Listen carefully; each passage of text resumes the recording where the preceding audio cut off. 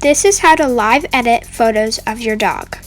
It's hard to take photos of dogs because they move around a lot, so here's a quick hack on how to get a great photo of your dog. First, you want to press the edit button.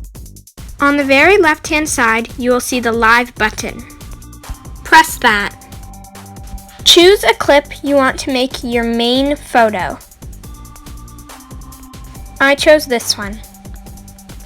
Now you want to press Make Key Photo. You can also crop your image or put on filters. I chose the vivid filter for this photo. Once you are done and happy with what you made, press Done. And there you go. Your photo has now been edited through Live.